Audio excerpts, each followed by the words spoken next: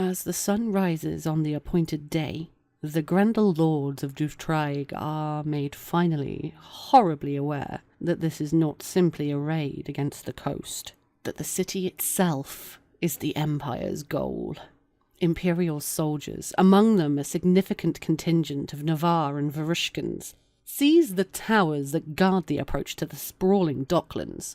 With the arrowed towers neutralized, the Imperial Armada drives down into the heart of the city, a savage strike aimed at the shipyards, where the Grendel lovingly raise and tend to their fleet of warships. Dubhtraig is not undefended, of course. Dozens of Grendel privateers and traders raise their sails and come to face the Imperials in the waters of the bay. Ships on both sides are damaged, sunk to the bottom. Fire spreads across the waters. Blood turns the waters of the cove pale crimson. As the day wears on, terrible sharks, maddened by the scent of blood, are lured into the waters of Dubhtraig, frenziedly attacking any human or orc who falls into the water. Not every ship on the sprawling docks of Dubhtraig belongs to an orc, however. There are merchant vessels here, flying the flags of the Asavean archipelago, of the principalities of Yarm, of the Sarkophan Delves, and even a few from the citadels of Axos.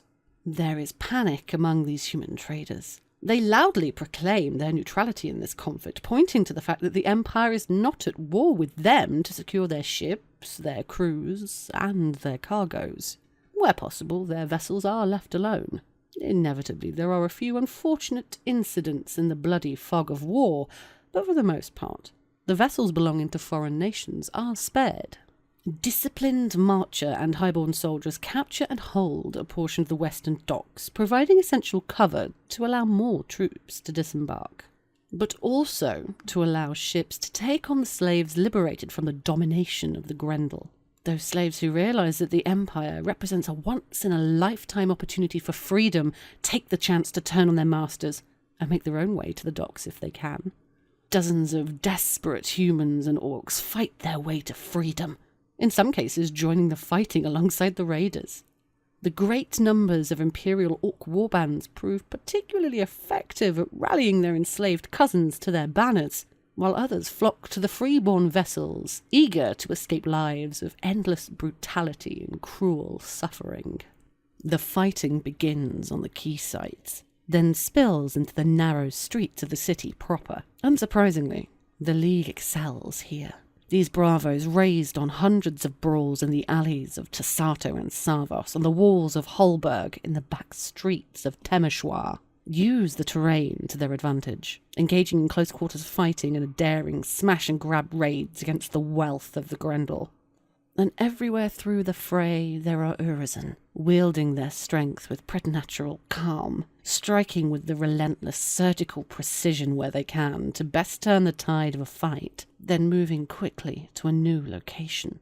Sentinels and battle mages bring succour to the injured, help to free warbands that have been pinned down, guide stragglers back to their alleys, and direct the terrified slaves to the safety of the docks. Dubhtraig is a city of wealth and poverty, where hovels cluster against the walls of garishly decorated palaces. Vicious fighting spreads through the urban landscape as the nobles and the lower classes alike seek to defend what they have from the imperial assailants. Rich estate after rich estate falls to the Empire's soldiers. Orc lords and ladies sent fleeing to the great walled palace of Salt Lord Suriad. A legion of disciplined purple and gold-clad orc warriors defend the walls of the palace, holding it against all imperial attackers. The walls seem impenetrable. And then the first of the enchanted beasts conjured by the Highborn arrive. 3 great burning bulls, a pair of massive rams, and a single behemoth bear roar across the docks one after the other, unleashing their devastating power. The walls weather the first 3 strikes, and then one of the towers begins to crumble. Then, as the final great burning oxen strikes the weirwood gates, with a terrible rumbling moan, the gatehouse of Lady Suriad's sanctuary collapses, allowing Imperial soldiers, led by a triumphantly bellowing vanguard of heavily armoured Dornish knights and Wintermark warriors, to pour through the breach. into the heart of the Salt Lord's court. The explosions also serve to set fire to the shambolic shantytown that sprawls beneath the towers of the Salt Lord.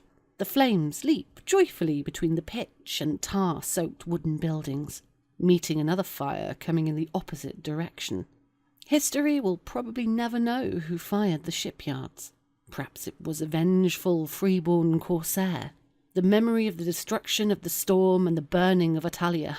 Perhaps it was a Sarvosan, cold fury burning in their heart as they recalled the occupation of their home.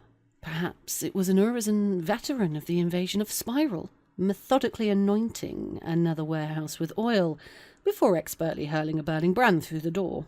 Perhaps it was just an accident, a lantern knocked over in the wrong place as the fighting spread. Regardless of how it started, the fires surrounding Suriad's palace are soon dwarfed by the conflagration that begins to spread across the docks. Some of the Grendel break off and fight against the Imperial invaders, desperate to stop the fire consuming their beloved shipyard.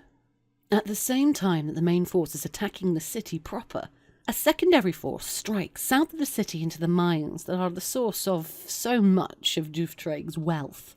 They smash the defences in short order, slaughter the guards, and begin to break chains, and help themselves to the precious metals, the pure salt, the mithril. They do not have long.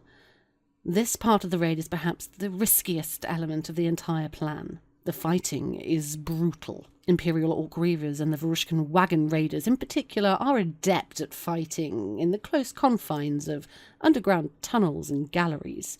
And here, more than the rest of the city, they receive the aid of the slaves that the Grendel have chained in the dark. As the sun begins to sink into the west, the crimson sky echoing the scarlet waters of the bay, the rivulets of blood that run through the streets, the horns begin to blow. Drums beat, sounding the withdrawal. Some warbands make an orderly retreat to the docks, whilst others break into a ramshackle charge for the edges of the city burdened down with sacks of loot and stolen art treasures. Dour marchers and grim-faced highborn are the last to leave. A cordon of steel around the western docks ensuring that no Imperial is left behind that can be saved, helping the last few desperate slaves find a place on the dock of an Imperial ship heading north. A great black cloud of smoke hangs low over Dubhtraig as the Imperial Armada retreats from the city. The shipyard still stands, but more than half of it has been gutted with fire. Salt Lord Suriad's palace is in ruins, flames lapping at its minarets and its towers, and the rumour begins to spread that the lady herself has fallen in battle with the Imperials. A fifth of the city is on fire.